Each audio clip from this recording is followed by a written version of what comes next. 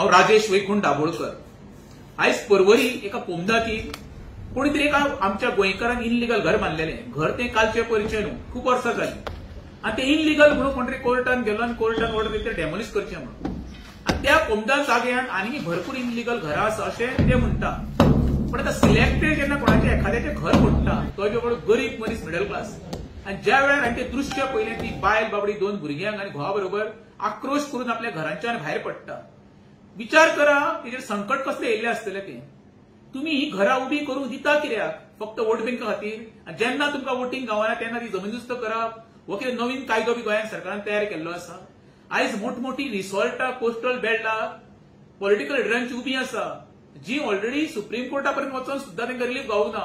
डेमोलिशनाची ऑर्डरी पास जाल्ली आसा, तरी आसतना त्या रिसॉर्टां उबी आसा, ती केन्ना तुमी मोडटले?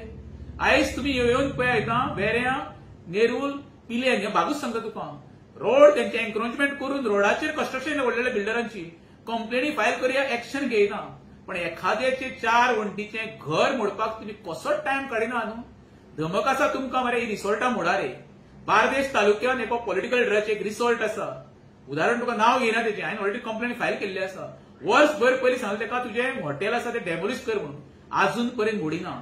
सरकाराक आव्हान करता, तुका धमक आसा न्हू त्या पॉलिटिकल लिडराचें हॉटेल डेमोलिश करून दाखया। अरे बाबा, गरीबाच्या वाटेक वचो नाका रे। 4 गोटे लोकांक खावनी मरे, कसो रिलीफ तांकां दिवंक गावता पळय तो ती तयारी करा रे। जमीनदस्त करून तेंची घरां तुमकां कितें गावतली? फक्त गावतली म्हणटा ती हाय हा, ज्या दोनपारच्या कडार तुमी एके फॅमिलीक आयज बेघर केला पळय, वो इतिहासान तुमची नोंद जातली। कितें रे उठ सूट तुमी फक्त गरीबाचोच नासूच करपाची रे? वचा रे, व्हडले व्हडले प्रोजेक्ट पळय तेणे डोंगर काबार केले, सियाजळ एरिया काबार केले, रस्त्याचे रस्ते बंद केले, रस्त्यार कन्स्ट्रक्शन केली, एक्शन घेया मरे, तेन्ना तुमकां वालोर। सर्वसामान्यांक त्रास दिवन तुमी केन्ना सुखी उरूंक शकना।